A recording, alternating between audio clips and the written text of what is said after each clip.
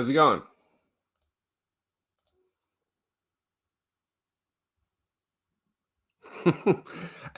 Just getting in. Starting to set up the projections release. Patreon, that's the one I need. How's everyone doing? Hey, Connor. I'm pretty much in here when I said I was going to be here, which is pretty good for me, right? Right? Improvement.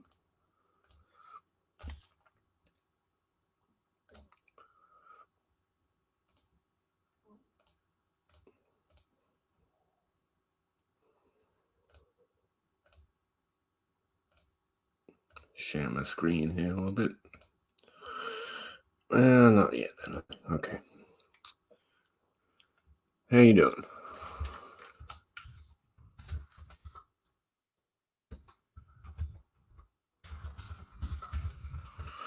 I didn't get a lot of feedback yet, so we're just calling it Projections Week. And also I'm relying on everyone that looks to let me know if anything looks funky.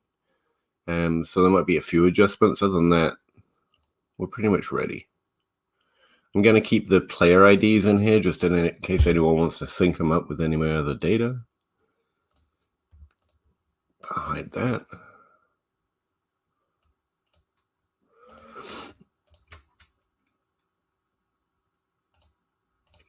Still looking for a better way to format all this. I look funny? Thank you. I like to think of myself as a funny person. It's nice to know I present that way. Do you mean my camera or something? Or just in general, I got a funny face. Which is true.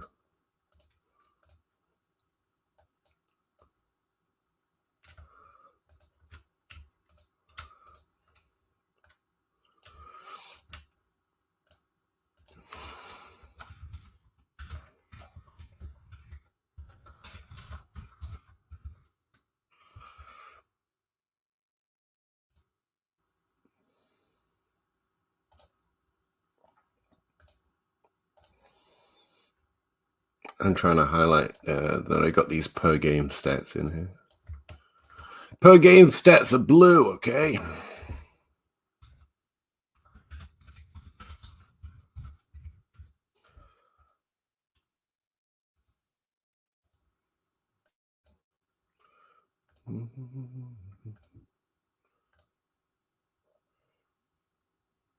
Per game.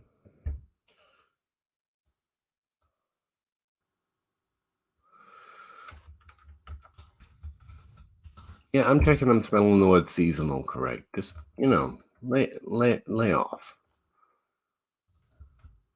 My birthday yesterday, I ended up going to bed too late. And my brain's not working well.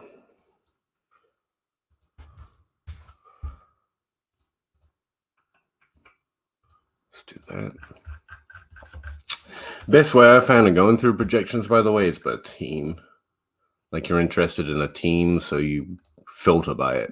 Like I'm interested in Arizona. You see Arizona right now. The projections model, as anyone who followed through the live stream of creating the projections model knows, it's got a lot more players in that it's going to spit out. Right now, I'm spitting out the top 100 wide receivers, the top 75 running backs, the top 40 tight ends, and the top 37 quarterbacks, just to get some of the backup quarterbacks in there. Also got these team projections in here, which is mostly, it was just a way for me to see that things were working right, but then I realized someone else might be interested in it. So, yeah, I made those a little more official. Where we've got a different length season, the per game stats for the team become more important, and that's how I was judging whether I was projecting too much or too little. So I've got last year's pass attempts per game and last year's rush attempts per game lined up with this year's per game numbers. I also divided it into target share so you can see where I'm expecting most of their targets to go on a team basis for the whole season. All right. Have I got 2 people on the sheet already? I haven't even shared this with you all yet. You guys are good. I was gonna say it.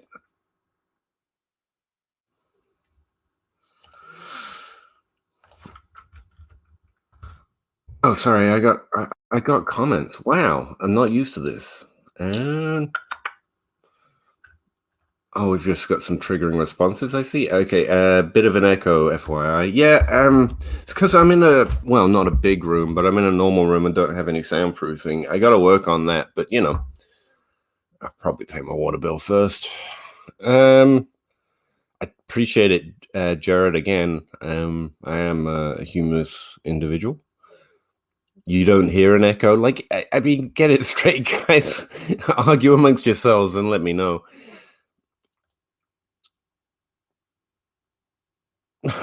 Peter and Excel name a better love story. Thank you, Kuda, for making me feel bad. Appreciate that.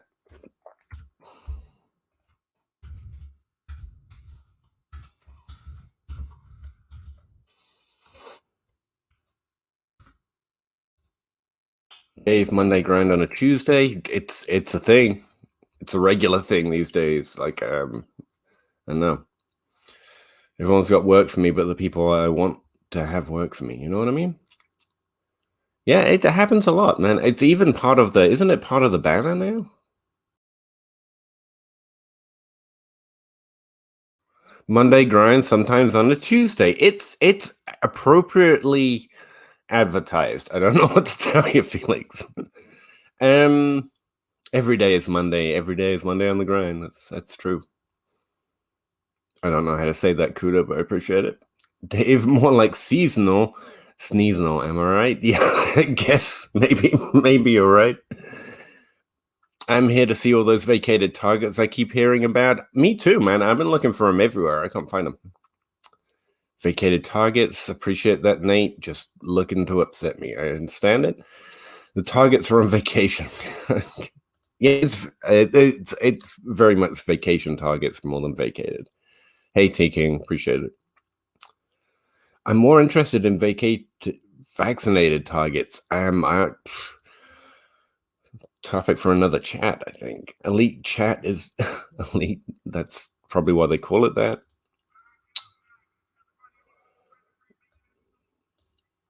What's all the comments, guys? I'm not meant to be popular. Go away. Not really.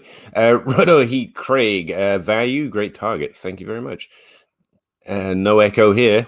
Good to know. I think I have an echo when I listen back to it. It's not normally a huge one, but I mean, I've got a big vacuous space around me, and no soundproofing. Also, my microphone sits on this little glass thing that I put on a door on the desk that I made, and so I get a lot of vibration off of it.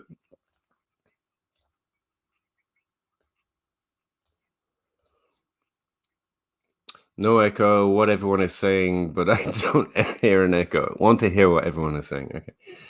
There was no echo. I had stream. Okay. Well, okay. It was a Dave problem.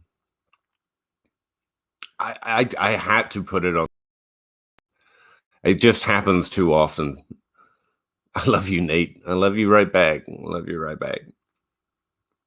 We just like attention, and that's why we're commenting. Okay, man, I like giving attention. Like, most people do YouTube videos and stream because they are big attention whores. Me, it's because I like to satisfy other attention whores. It's not my problem. It's your problem, and I'm just here to enable. Think anyone's going to buy that? No? Dave problem. Okay. You are popular. I'm popular in some contexts, just not any of the ones that paid. I was thinking the other day, if I was good at any app that was monetized, like that would be wonderful, but I'm not. I'm popular and no one gives you no money, which seems fair, fits my personality. I'll put more notes in here later.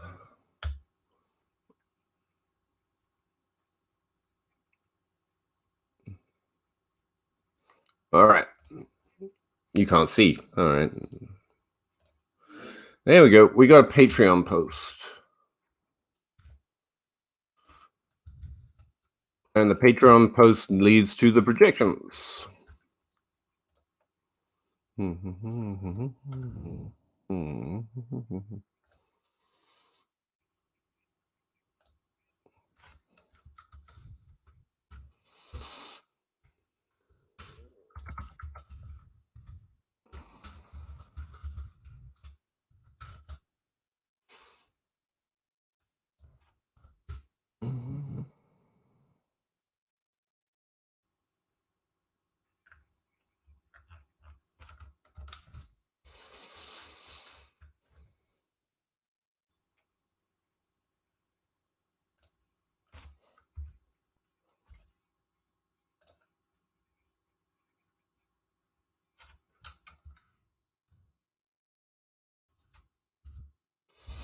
Well, that's awkward.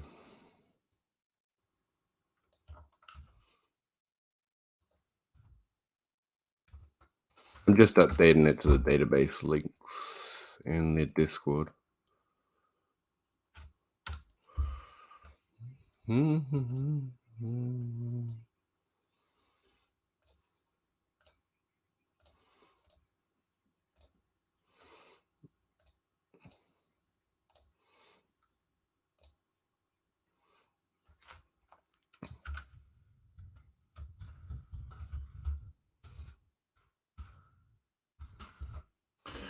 The only note I've had back so far is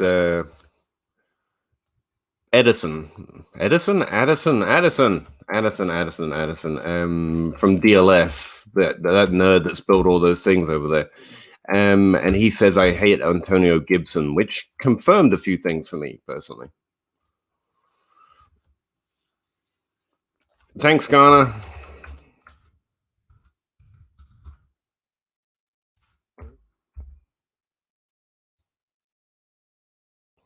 You should always make a video on it, by the way, Connor.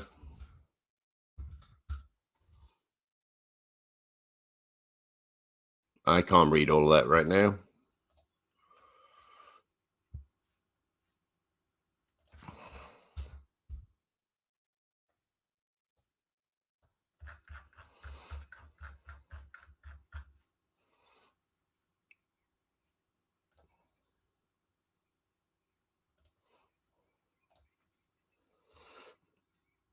Consider me satisfied. I do. I consider you very self-satisfied, Dave.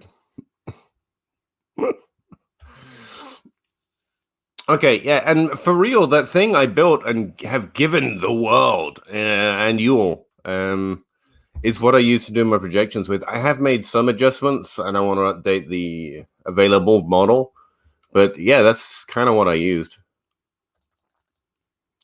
I found this little addition we made with being able to make individual stat adjustments like really useful.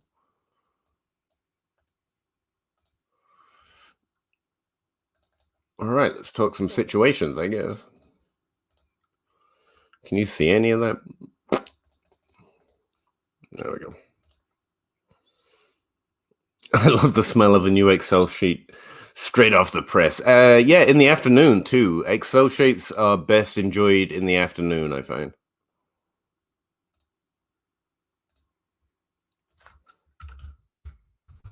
Are you sharing it, Kuda, because you're about to leave me? Is that the someone else come talk to this guy because I'm leaving? Appreciate it though. So some disappointments. I quickly had to project Julio Jones in Tennessee, and it didn't go quite the way I wanted. But trying to stick true to the model, I tried not to change it. I try to put in as few of my own assumptions as possible. I put Julio Jones as a top 24 points per game, but wide receiver 39 overall. Not particularly happy with that. I did end up over projecting Tennessee because the addition of Julio should mean that they pass more this year. But they're still bottom 2 in the league, unfortunately. And that means even maintaining a pretty good target share, he just didn't quite get up to where I wanted him to. That's something I want to pass under the eyes of other people. I'm also assuming he only plays 15 games Just kind of leaving him some leeway for a Veterans Day off or something like that. Tried to do that for the just players where it's a 17-game season. I think established older players might at least get a day off here or there, especially towards the end of the season, to be honest. But that just drags them down in the overall rankings. But I think the per game stats kind of speak pretty well. I'm projecting a 26% target share per game basis, 72 receiving yards per game, 0.4 touchdowns. So slightly less than AJ Brown. AJ Brown's coming out as a leader even on a per game basis, but I think Julio's really going to be right there. And it's pushed Tannehill right into the top 10, despite those low passing attempt numbers. Let's see. Yeah, I have him increasing in pass attempts per game from 28 to 30. That seemed fair with the addition of Julio Jones. Even kind of a little too calm, to be honest.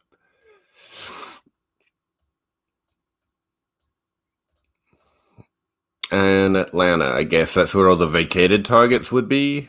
Let's see. I haven't passed him for about the same rate per game with the loss of Julio. I already had Calvin Ridley projected pretty well. I've actually got him second overall now.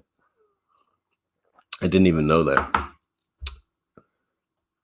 But I gave him a 25% target share, and beyond that, his stats aren't inflated.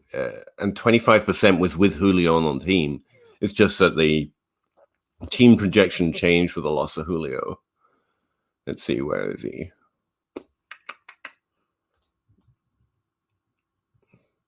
Yeah, I'm projecting like a 0.72 racer, 62% catch rate. 119 touchdown rate is a little high, but that's just purely based off the little situation we built. Like, that's not from me. That's what the model expects going into the 2021 season. Just expects him to be a little more efficient in touchdowns. And he has been historically. He's never been like the average wide receivers is like 170 yards per touchdown. And he's never been up that high. So I think with Julio gone, yeah, he could be refocused in the red zone and be getting more touchdowns per yard. You know what I mean? Do I teach Excel classes? No, because actually I know relatively little about Excel. I don't know hotkeys. I don't know hot buttons. Most actual Excel person knows more about me. I know probably a list of 20 functions, and I get really creative with how to use them. I do have YouTube videos on literally all of them, though. They're 2-3 minutes long, and that's all I know, and I just combine them in ways that get me what I need.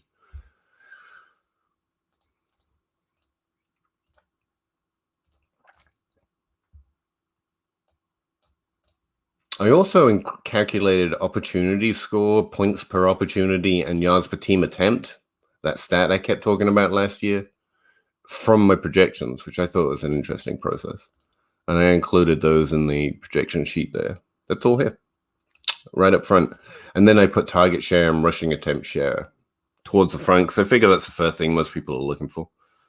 I really need to create, like, you should be able to filter by player, and there should be a nice smiling picture of him. But all I got is Google Sheets until I find a better way of doing this stuff.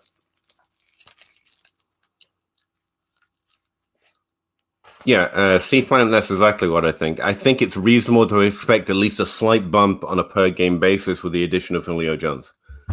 When we see a player, and that's what my vacated situations article, that's literally what I found, that the team projections come up. Even if we should expect a little less from Julio Jones than we typically see. Where's that article?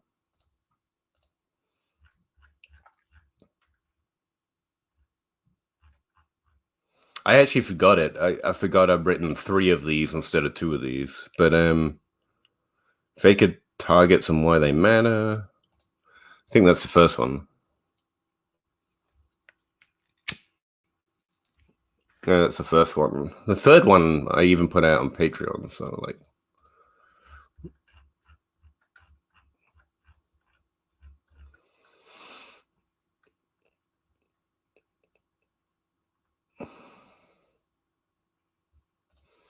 Do I even have it bookmarked? I've got to put up all my articles somewhere because I'm losing track of them at this point.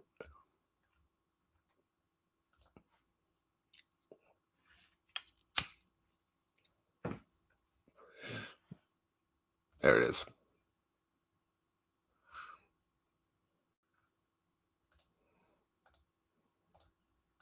Yeah, vacated situations. What I eventually found is that wide receivers like Julio, like Odell, Amari Cooper, John Brown, going a little lower, you can find Cole Beasley, Kenny Stills, Jarvis Landry is a pretty good example, Brandon Cooks.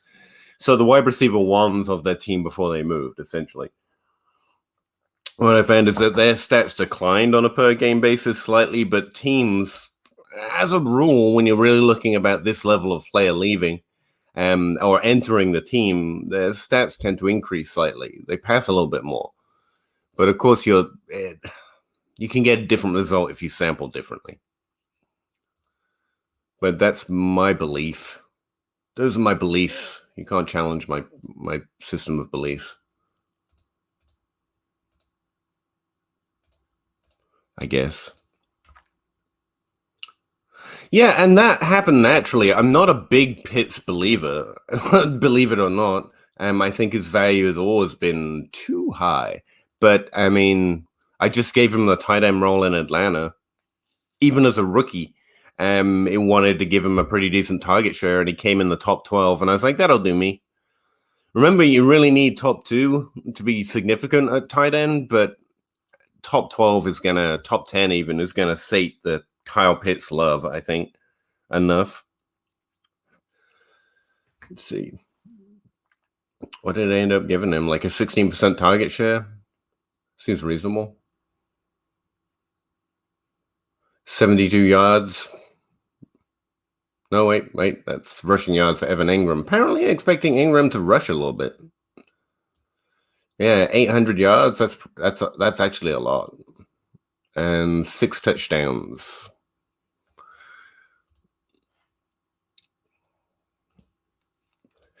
I think I still might be exaggerating the rushing potential of Evan Ingram there, personally, but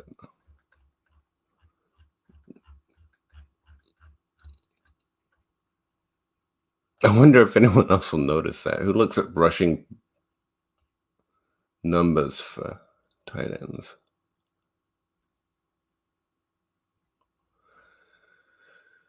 Apparently, I'm giving him 2% of rushing attempts because that's typically what he's had the last 2 years. But I think his yards per carry might be effed. Yeah, 9 yards per carry is probably a little much. All right, there you go. Yeah. So Evan Ingram's got to drop a little bit.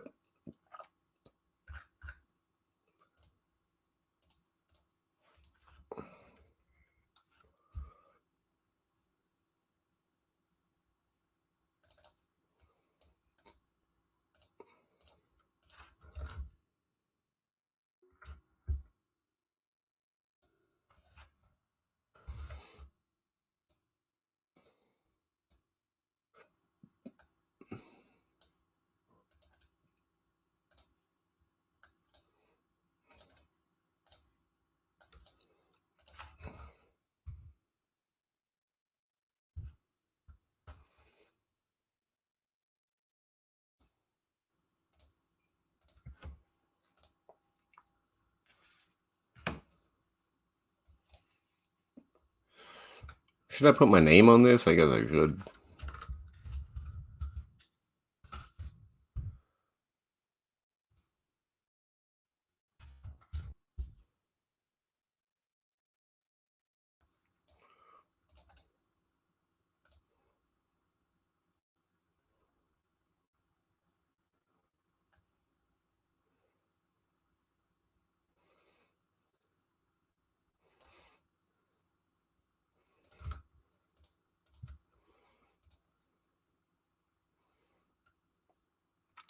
Sorry, I'm fixing the formatting of this thing. Like percentages should be listed as percentages, kind of a thing.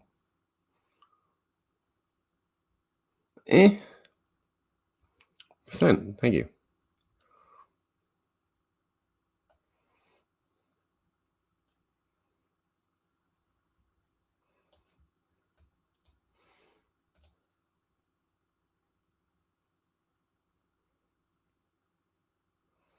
There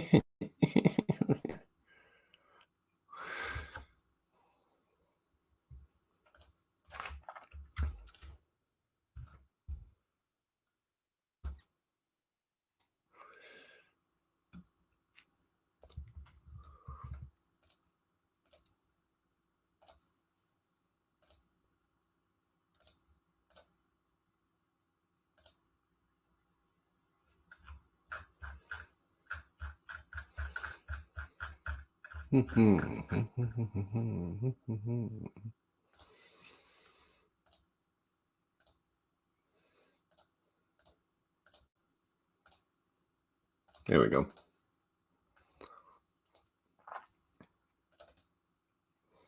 Again, I left the IDs in there just in case anyone wants to match it up to the NFL or the CFB database or whatever. I have to lower Ingram's rushing attempts. Or rushing yards, at least. There we go.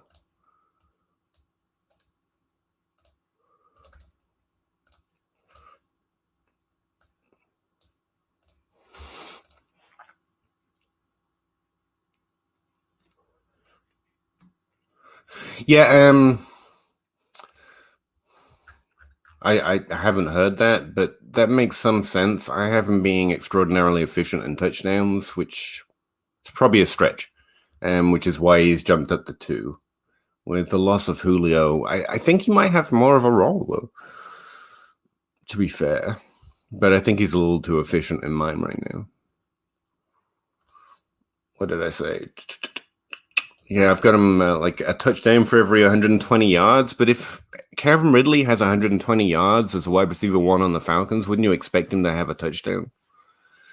Average is around 170 actually for wide receiver, but that's encompassing a lot of different wide receivers. Last year he had a touchdown for every 150. But the year before that, it was at 123, and the year before that, it was at 82 yards. And so, the model just spat out 120, and it feels kind of reasonable for the wide receiver 1 on the Falcons right now. But where does that put him?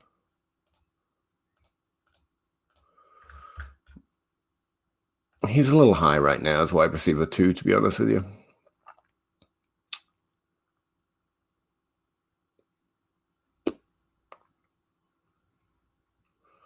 I got him with 13 touchdowns, which is a little much. Yeah, that's fair. 11 touchdowns seems a little bit more reasonable if he played 17 games.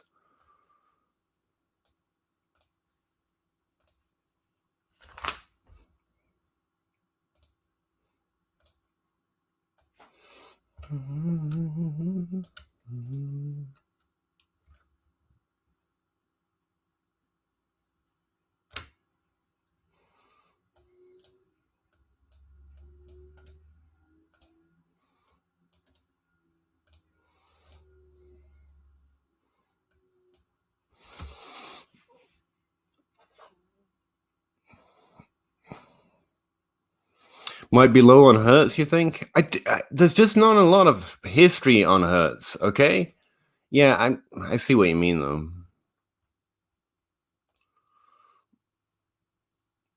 I just don't know what to make of Philadelphia. They're so consistent, or the coaching history is so consistent in terms of its usage, and it doesn't really fit for Hurts. I've got him at a 16% share of the rushing attempts, which is very high for a quarterback, okay? 67 attempts overall. Yeah, 4 per game. I know it works out to low, but 60% is high for a quarterback with a lack of history, but I get it. I should probably boost that.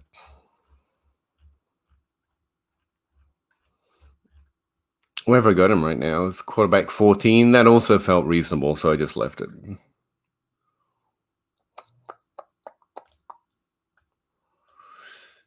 So what I need is per game history in the data, and that probably would have made it easier.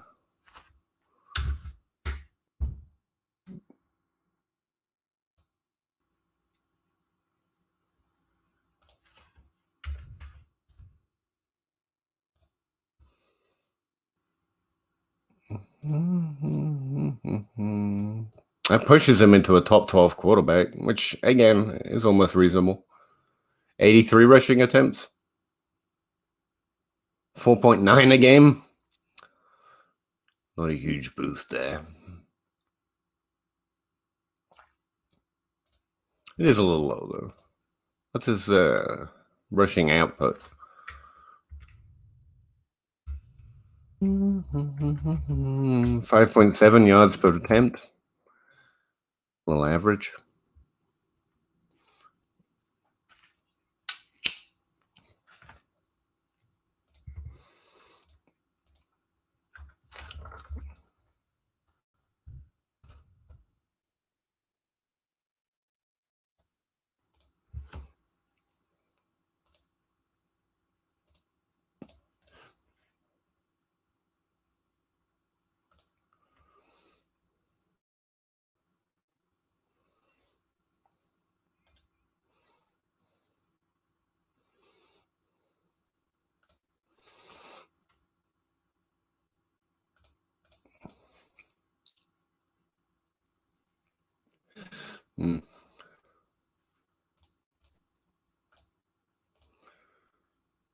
Changes made.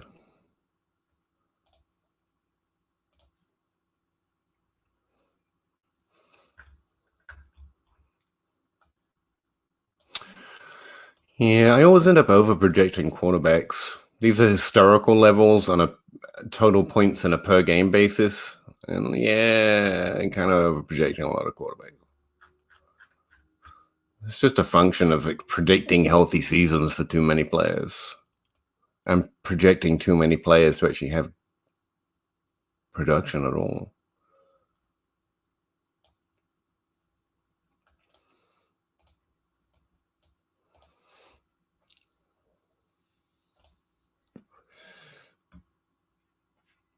I'm doing yards per touchdown, and I do it across all three phases of the game. So how many yards does it take before you get a touchdown in the passing game, rushing game, receiving game? That also means the rates change slightly. If you're getting more usage, you're typically looking at a different kind of average. Like if you have 200 receiving yards before you get a touchdown, that could be exceedingly good or exceedingly bad, depending how much usage and how much output you're putting. I'm using it mainly because, one, it regresses really well. Players regress into these kind of averages, at least over the long term, very, very consistently. Something I learned from Adam Hardstead. And also because it makes a little bit more intuitive sense. Again, when you were looking at Calvin Ridley, the question is, if Calvin Ridley has 120 receiving yards, do you expect him to have a touchdown? Or do you think he has to get to 150 before he gets a touchdown? And that's just, for me, a little easier to process intuitive.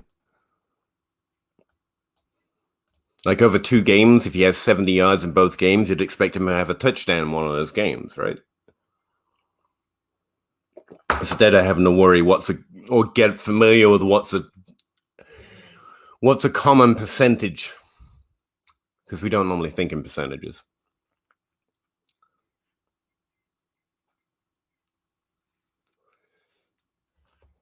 Yeah, I'm not projecting 10 rushing attempts per game for Hurts. I can get you to 5.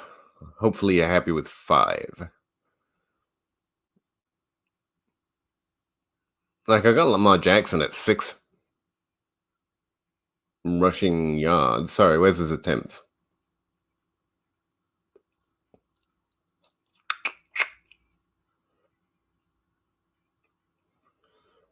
Yeah, I got Lamar Jackson at 9.7, so I'm not getting Hurts up there, you know?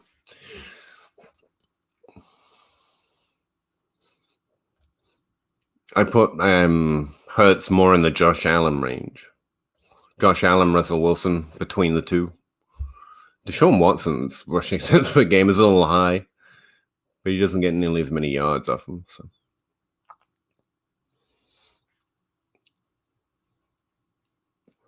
Unless he's gonna do it.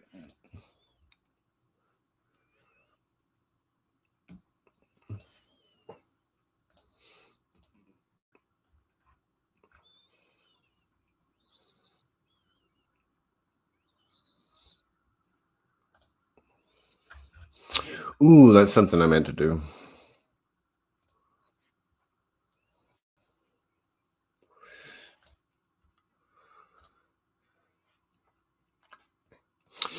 Yeah, a lot has to do with how the Eagles adjust. I mean, one of the things that I found difficult with Philadelphia is where's this is a little regression model we created to account for attempts per game in the passing game and rushing game. And one of the things we found is Mr. Pedersen is remarkably consistent in his overall attempts. For an NFL coach, his R squared is probably the highest in terms of passing attempts and rushing attempts per game. He is remarkably stubborn or consistent, and he hasn't had a particularly stable roster outside the last few years as well. That's another thing I started to investigate, because we don't really test R squared outside of consistency of roster, which always bugs me. But yeah, he's had between 35 and 38 passing attempts per game and 23 and 27 rushing attempts per game, and it's varied very slightly over the years, over the last 5 years at least.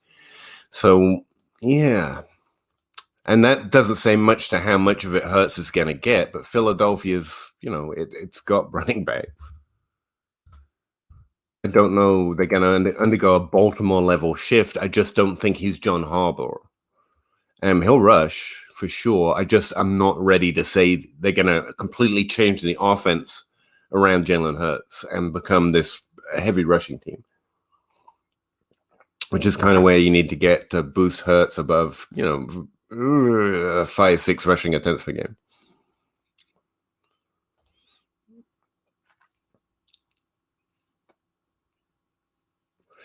And again, I have the Philadelphia offense running through the tight end position.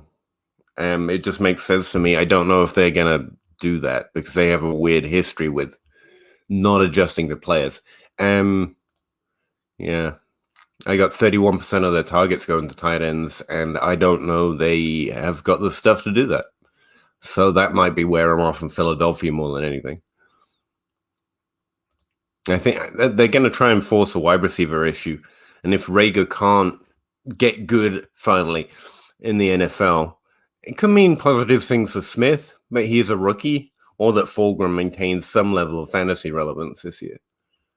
Or Zach Ertz isn't dead yet. That's the way I went.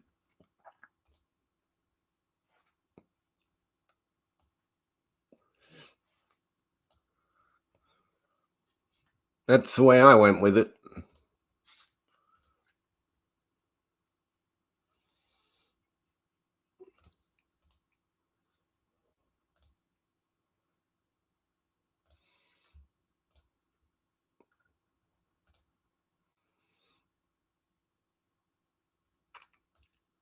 Oh, sorry. I got a DM I got to read.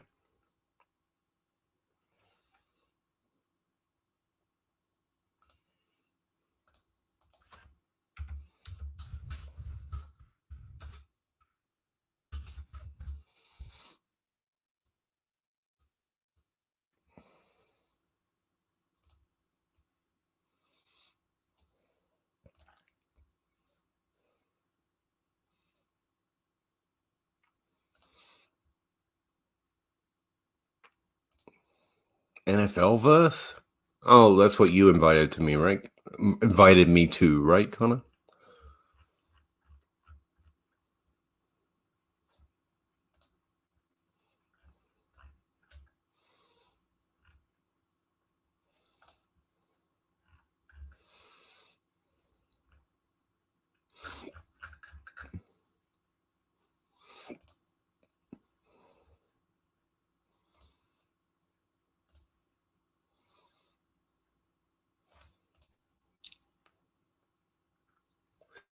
I'm watching a lot of streamers lately, and I don't know how they maintain a personality even when there's nothing to bounce off.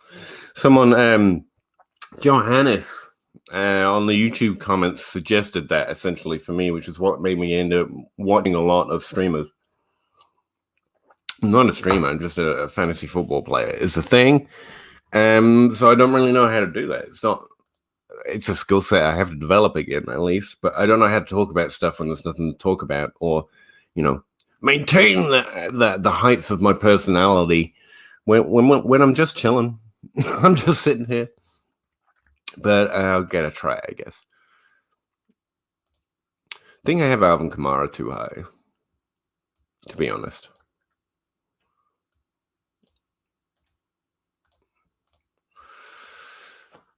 I got Austin Eckler as a top 12 running back. That felt pretty hot.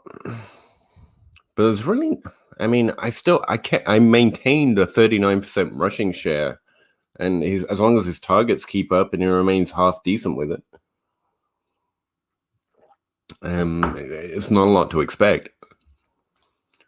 I did higgle and jiggle the top 12 running backs to get Clyde Edwards-Helaire towards the bottom of it instead of DeAndre Swift, to be honest.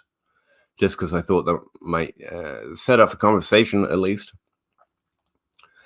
I also tested, I can't find many projections right now, at least that I'm behind the paywall of.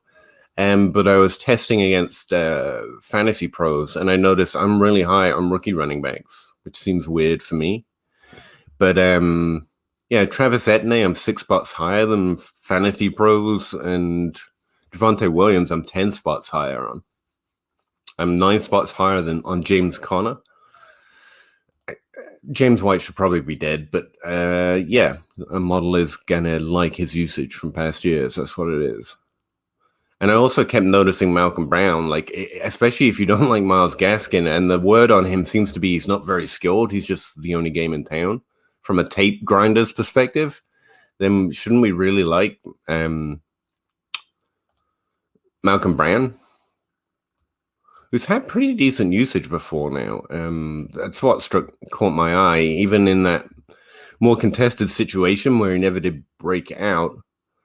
Let's see, Malcolm Brown was maintaining 20% of the rushing attempts on the Rams or wherever he came from. So I put him up a little bit, also just as a way to keep Myles Gaskin more reasonable. But that gives him some level of deep running back interest to me. It'll never work out, obviously, but that's just my life. That's nothing to worry about.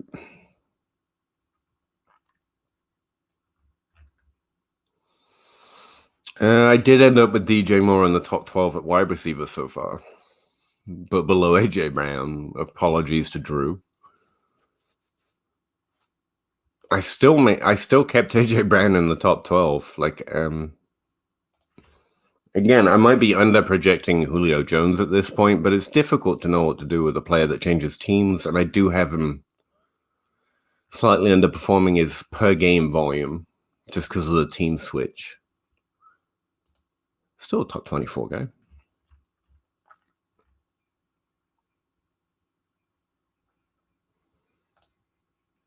I'm 11 spots higher on Juju Smith-Schuster, and it's only 11 because I managed to rein myself in. I got him right next to CeeDee Lamb, which felt fair.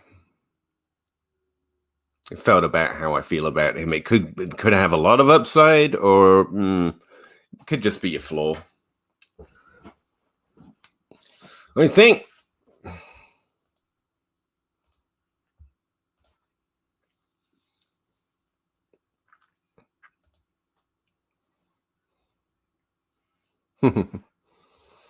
Yeah, not for nothing, but remember that projections are assuming health. It's assuming everyone plays, and that's, again, kind of why quarterbacks tend to overproject. I pay more attention to the rankings than the overall stats, which is probably a bad thing. But like as a wide receiver 15, I've got Juju Smith-Schuster with 141 targets. That's a little high, you know? Again, remember, though, that some of these numbers are going to look wrong because we're projecting an extra game. But still, yeah, targets are a little high these days.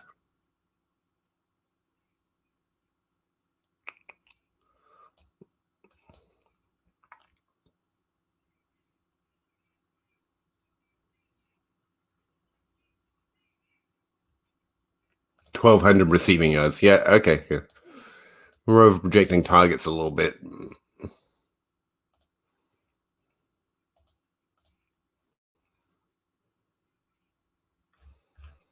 What was that about Baltimore?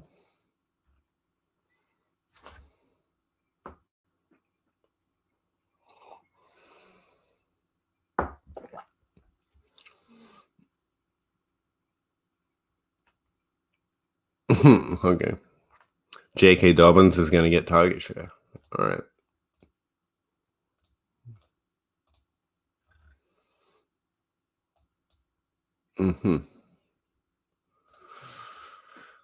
Boy, if only I listened to Coach speak, I guess. As much as I like Juju, I would probably put Deontay above him. Yeah, I think most would. I don't know about that. I've talked about this situation way too much. Yeah, I have Juju Smith-Schuster finishing as the best wide receiver. I think Claypool's going to regress because of touchdown regression, and I don't think he can outcompete either of the other players for targets. But if he did, then we have something real special on our hands, which is worth keeping an eye on. I still have Deontay edging Juju Smith-Schuster out in terms of target share, 22.6 versus 22. But I just think Juju's going to be more efficient. That requires Juju's ADOT to bounce up back to what he more typically does, to be fair.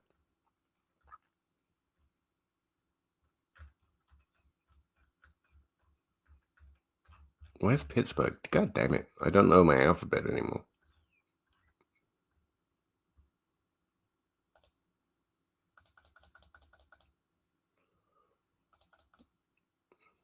Yeah, I did relatively little to it.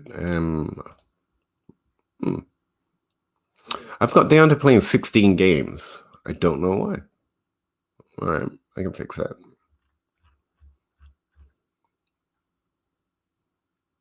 Is he injured right now or something? Did he leave the off season with an injury?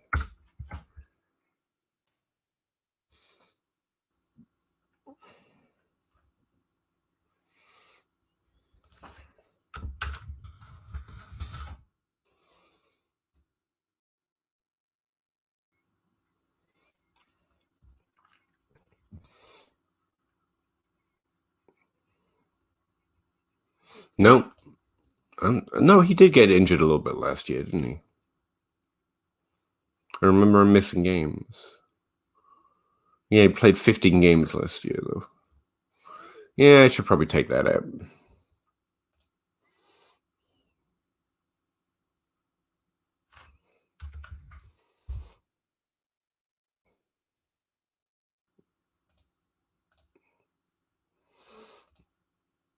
There you go. That brings Deontay up to what is probably more reasonable.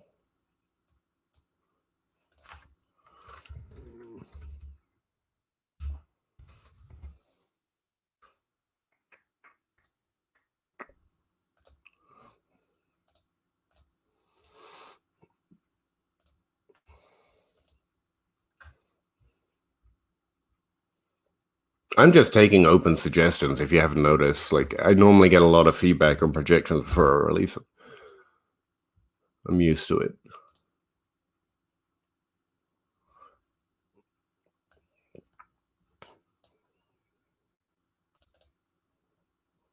There we go. I do think I have to do something, just looking at it, to bring down receiving projections here.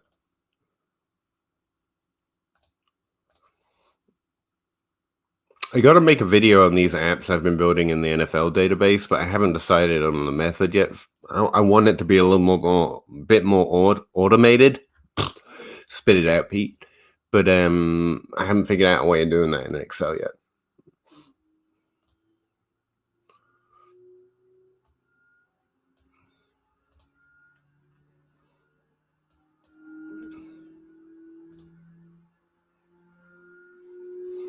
That works.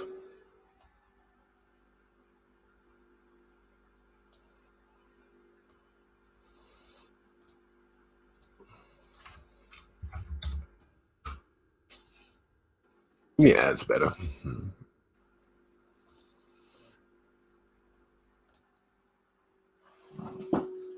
Yeah, it's no problem.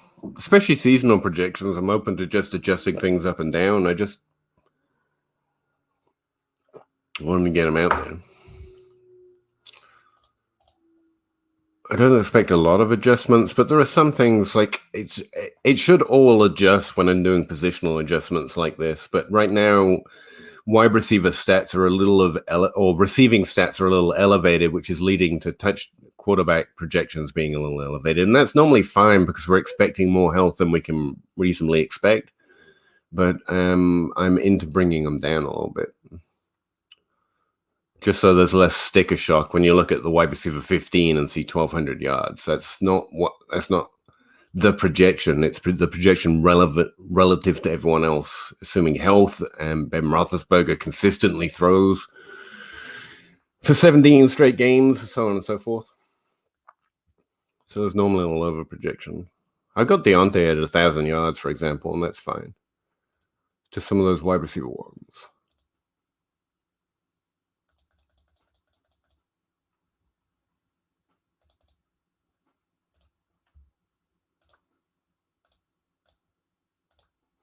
Cincinnati, I found an interesting one to work on because Jamar Chase is currently ranked, based on the podcast research I did last night, like in the top 12, which is a little extreme, even in Dynasty, but I get it. But I kept having to bring T. Higgins down because, being able to expect a whole lot from a rookie wide receiver. And I do think the offense is shifting from Boyd a little bit over the last few years. I just kept wanting to put a lot more on Higgins' plate. But then he's got a pretty significant injury history in college. And so I kept pulling it back. This is where I've ended up so far. T. Higgins, wide receiver 16, 23% target share.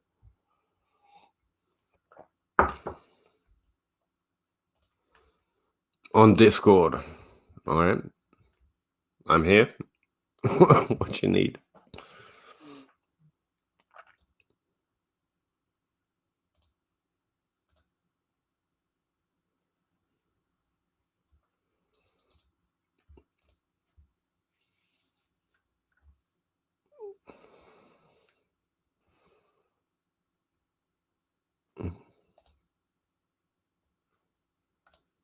Yeah, I mean, I'm going to be working on them still for the rest of this week a little bit. And then as news comes in, I mean, projections are just a constant adjustment game.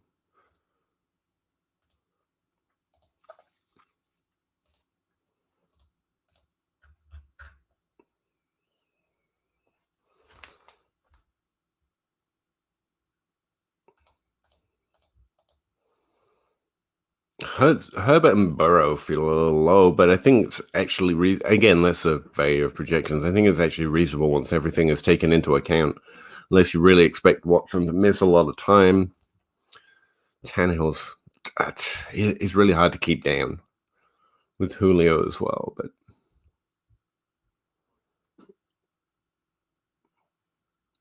might be a little too hot.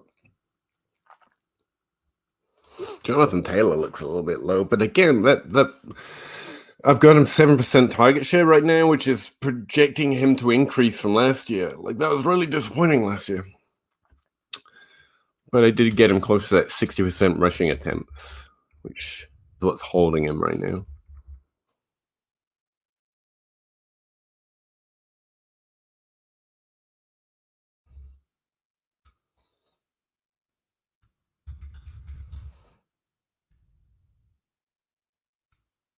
I basically projected Devontae Williams to take over that job, by the way.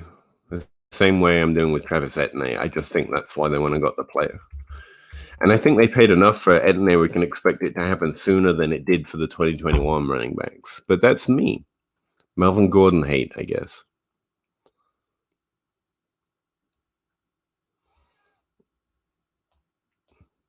I would love to boost Giovanni Bernard's target share, by the way. Just love it.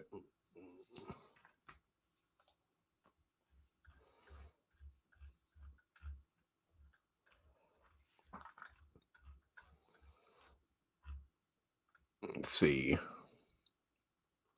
There's Gio. I mean, 7.7% is reasonable. We had 10% last year, 7% the year before, 12% the year before that. But there's room to grow there.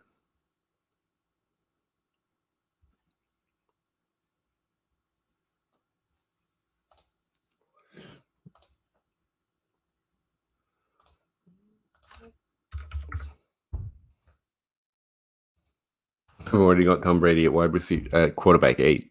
Part of the problem.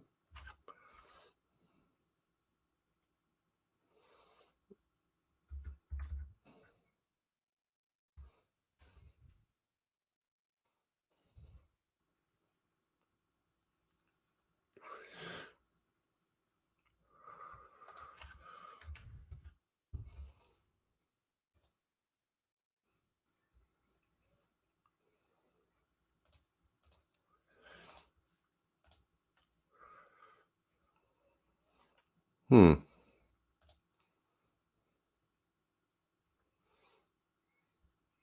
Yeah, I have Geo at 16 games as well, which I actually think is reasonable.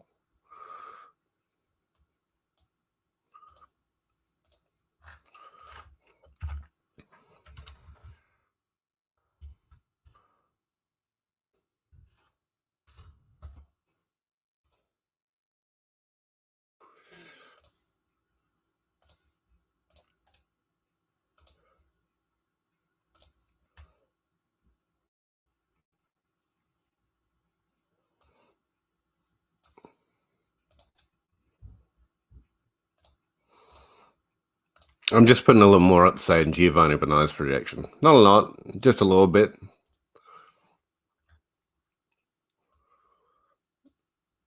All because of the thigh picture, obviously. Also because of deep personal preference for Giovanni Bernard.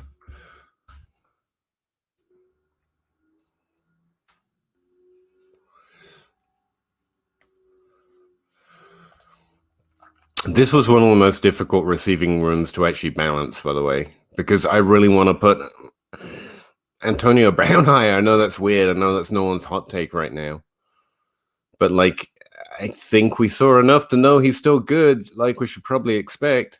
I had to bring him down significantly. The model wanted to put him at 19% target share, and that was just a little too hot for me. But I kind of loved it when it came up.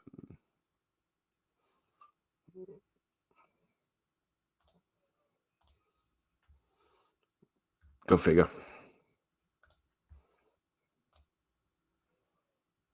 Eh.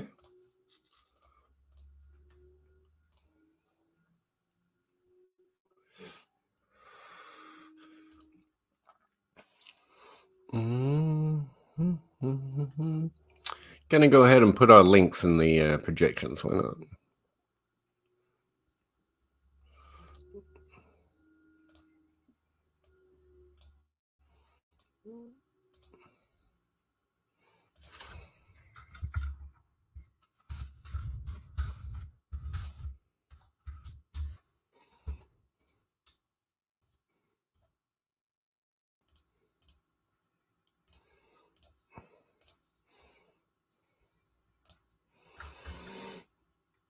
This is honestly why I have this link up here in the Discord, because I'm constantly needing to copy and paste these links.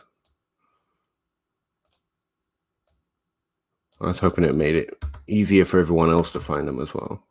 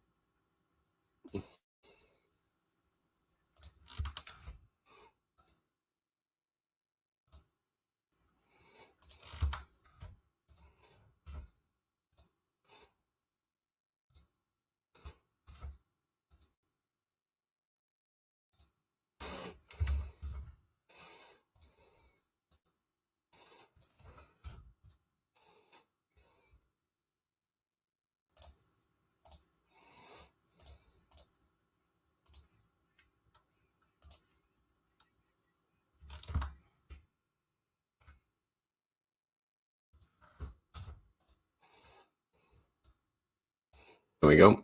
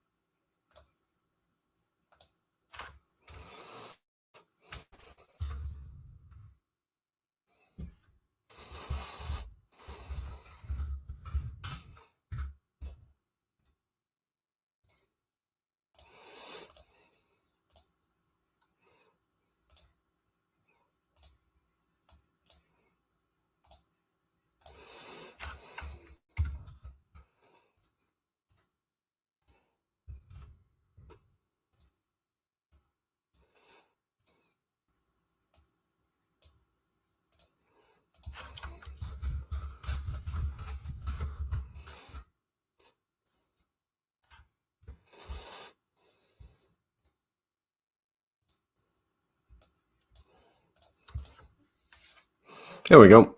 Nice landing page for folk.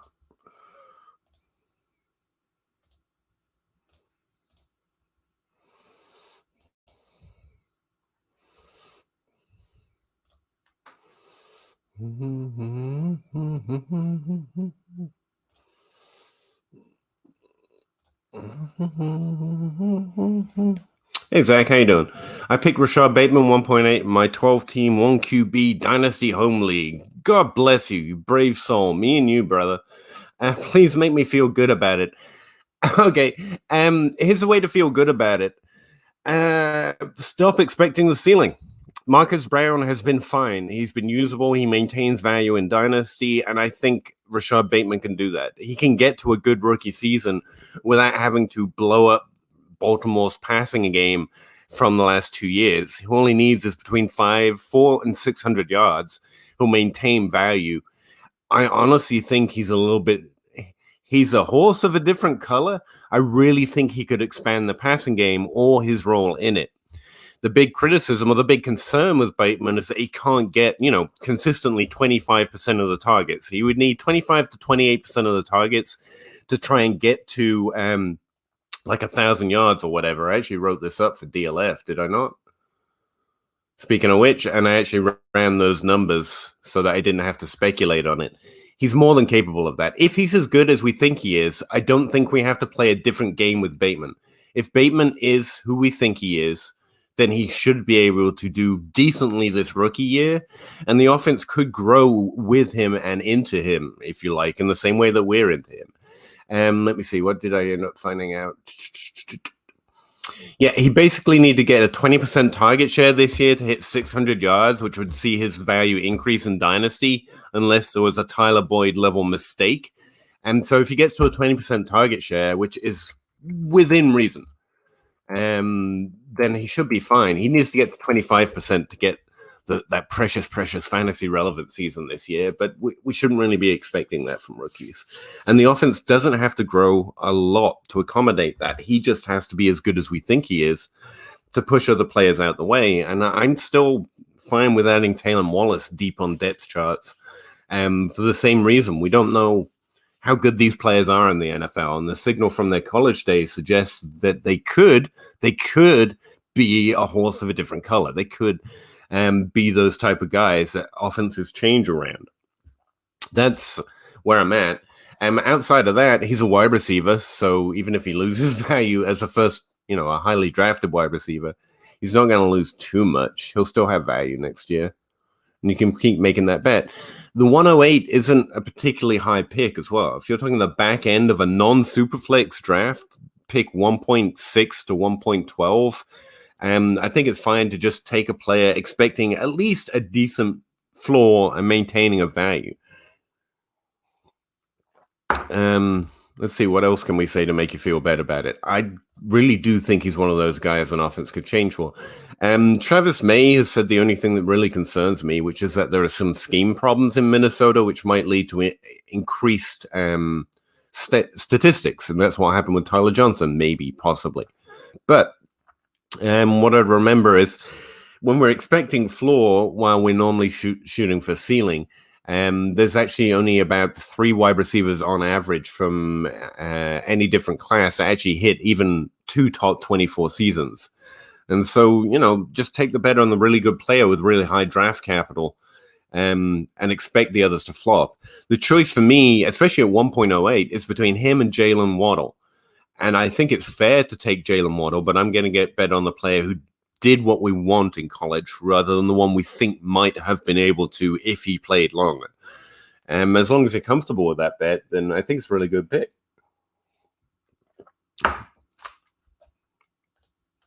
I've drafted him plenty, or I believe I have drafted him. Let's check that out.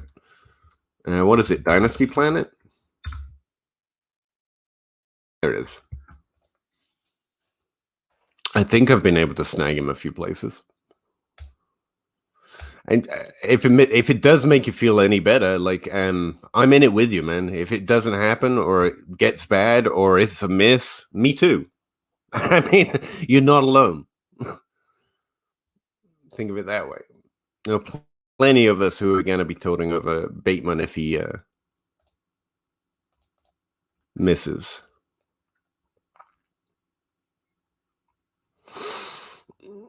That's the wrong draft here, Pete. Okay.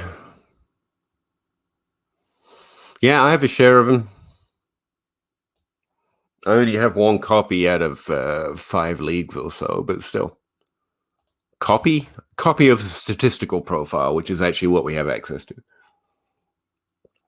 But if I had more higher picks, I would have plenty of Rashad Bateman. I think that Rashad Bateman pick is like one of my only first-round picks this year. I don't see anyone else with more draft capital. Javonte Williams, maybe, but running back, okay? Rondell Moore and Elijah Moore, I got both of those in the 2nd round. Trade Addict 7 is where I have him, apparently.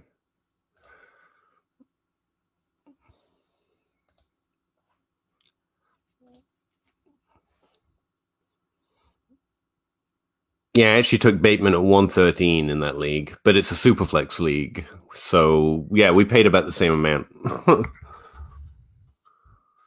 If you've made a mistake, I've made a mistake. At least we're in it together. That's what I'd say, my man. That's very brave. Yeah, right. That's where you have to take him if you want him. And I've done it.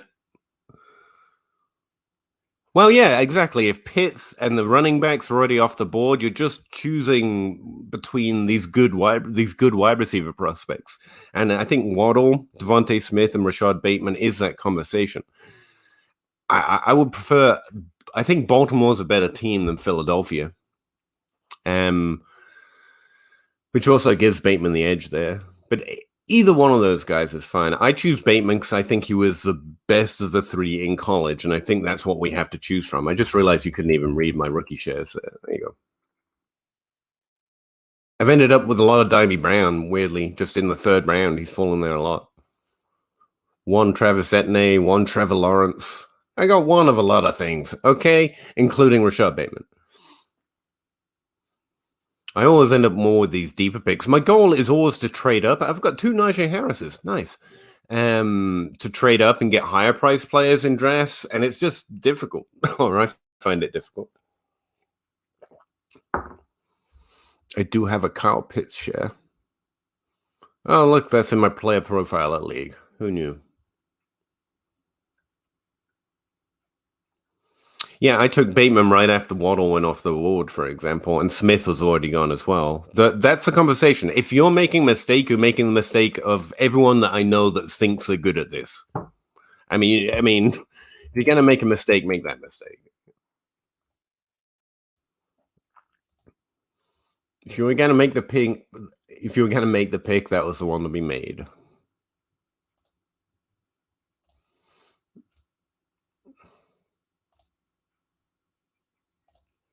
I hope you feel better about it. No one should feel bad for having Bateman on the team, man. He was phenomenal in college. What more do you want? What more do we want?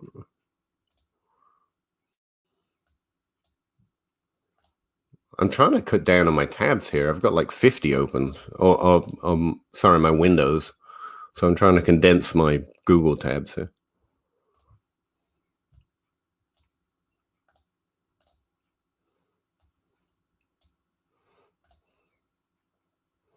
Yeah, there you go.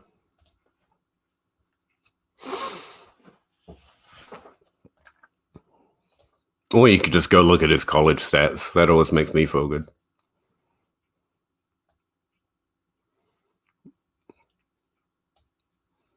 Yeah, it's pretty good. He's 1.2 yards per team pass attempt above his conference average, 1.25 yards per team pass attempt above his team average. And that was with Tyler Johnson taking up most of that offense for a number of years. And 1.09 yards per team pass attempt above the average of players who have been good in the NFL in the ages that they played in similar in college. Above his age average is what I call it. Like, again, Minnesota might be scheming that a little bit much, according to Travis, but like, I don't think we could have expected more from him. Well, let's stick to more familiar statistics. He's got an 18 age breakout at the 20% threshold. I mean, you can't do better than that. A 33.7% college dominator.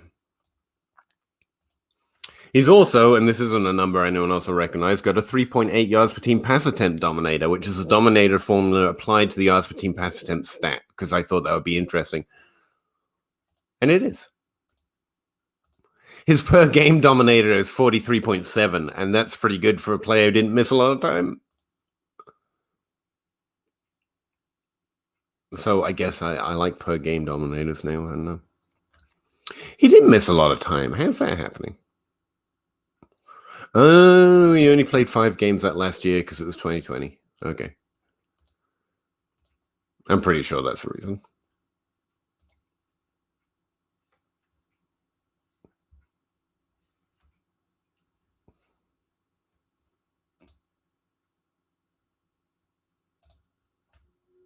What were we doing? Oh, projections. Right. Okay.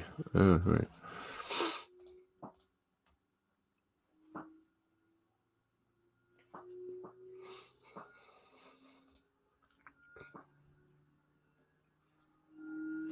I have Tua as quarterback 14, and that's because I let other players sneak in above him. I really think there's a lot of value, which is a funny thing to say, I know, but in Miami right now. I'm just throwing my lot in with Will Fuller, apparently. And in fact, I think that's something that shows up in that Dynasty Planet. Like, I think I've ended up with a lot of Will Fuller. Oh, I was thinking of the underdog drafts I've been doing, actually. But yeah, I got 15% Will Fuller. Okay. I've actually got more invested in Juju. I just continue to hold on to Corey Davis. I haven't been encouraged to let go of him yet well enough. I ended up with a lot of Ingram as well. That's interesting.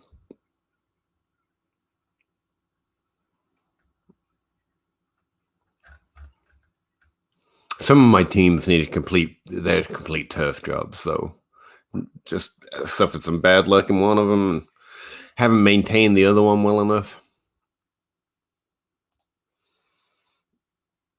I no, really don't. Thank you though.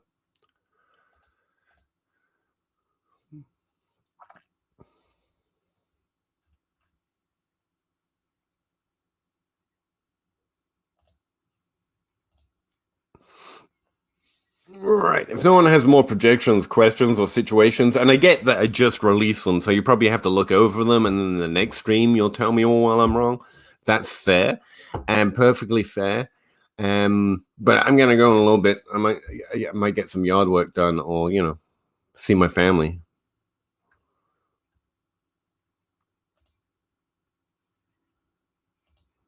I don't want to not be available, but at the same time, if everyone's got to look over them before they have any questions, that seems fair.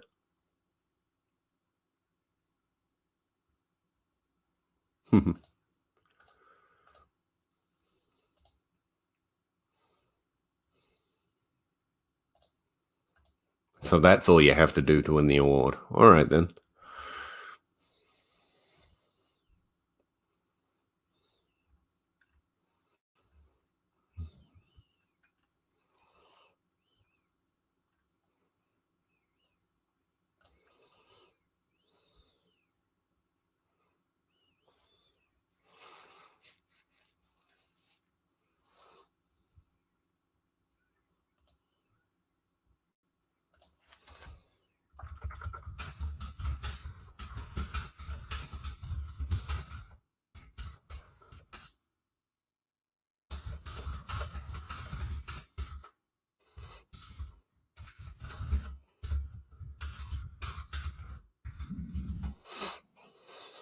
I really like my frequently used GIFs basically describe how things are going with me lately. I enjoy the fact people are getting into that. I don't know.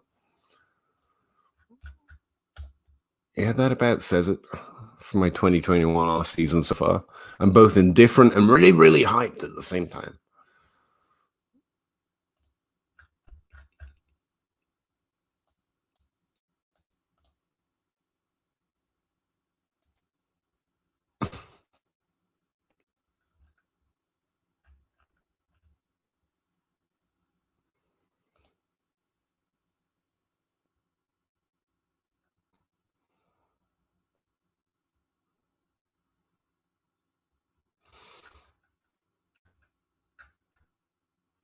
My music stopped.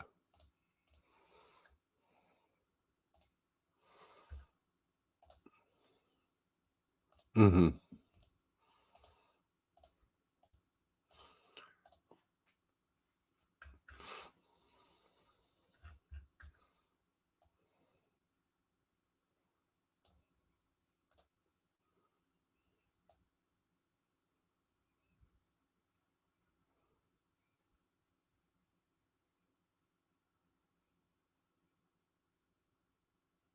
Yeah.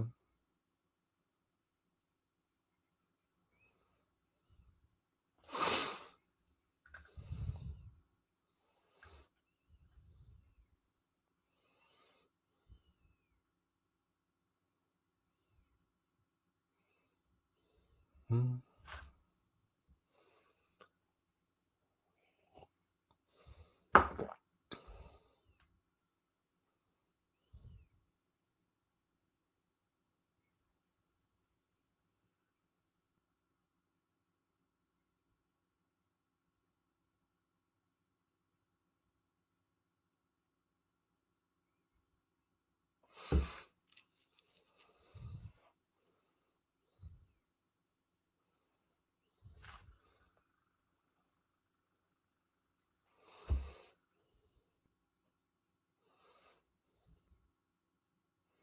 Sorry, this is a really little comment to read.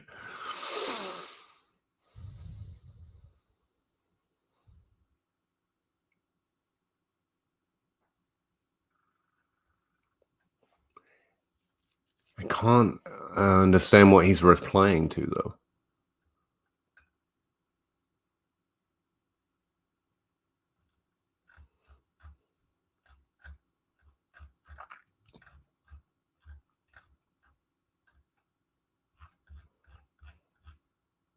I didn't mention OLS. I'm not using OLS.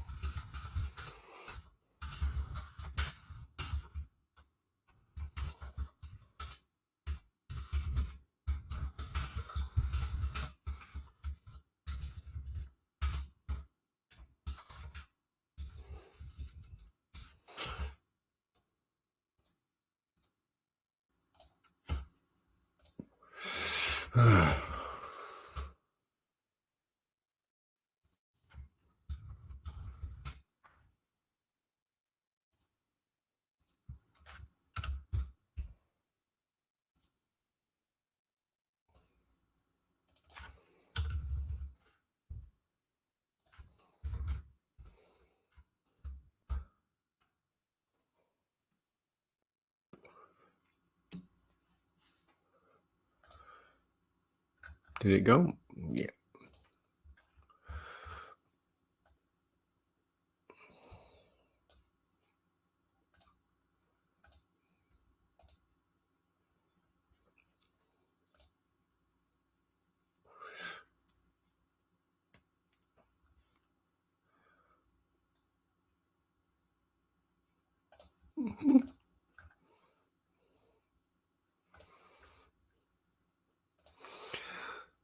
Hey, Kuda, you back?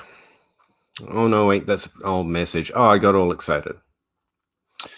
All right, guys, that's my projections. They're up. They're posted on Patreon. The Google Sheet is up and running with the familiar links to all the other databases and posts that are free, actually, or not free.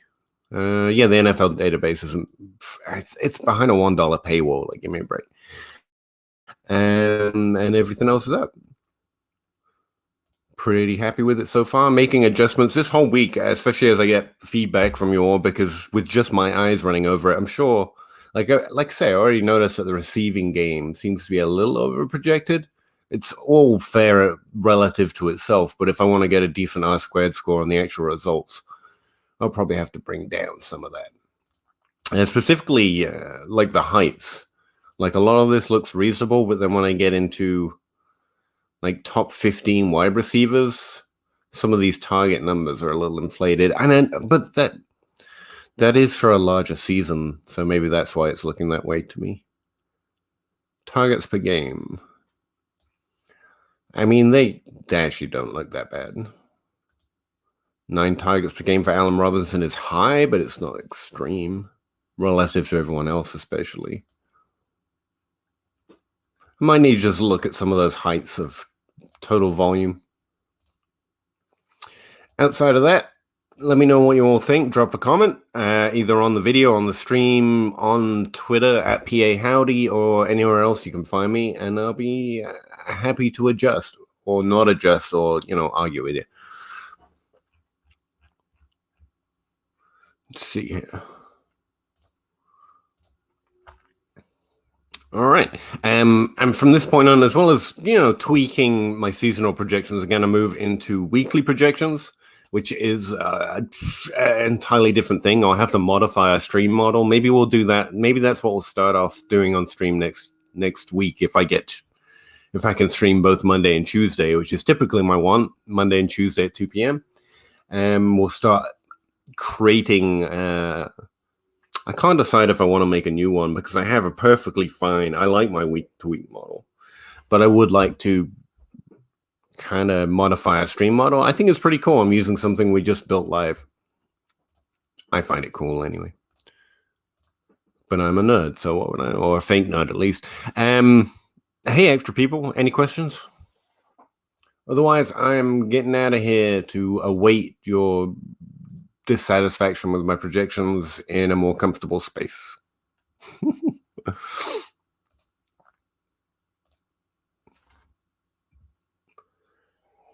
Oh, I should post that link. It'll go in the chats wherever you happen to be watching. There's a link to this post, so you can go and look at the Google Sheet with all my projections in it. I forgot to do that, sorry. And yeah, there's an entry page, but player projections and team projections are all up there.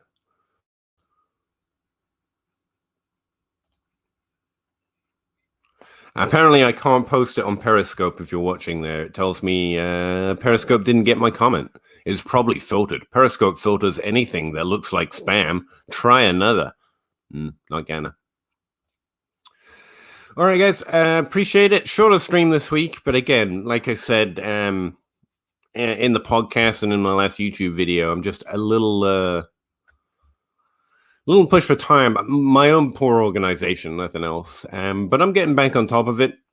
Took a week off, followed by a birthday I basically just ignored so I could catch up with this stuff. And yeah, should smooth out from here.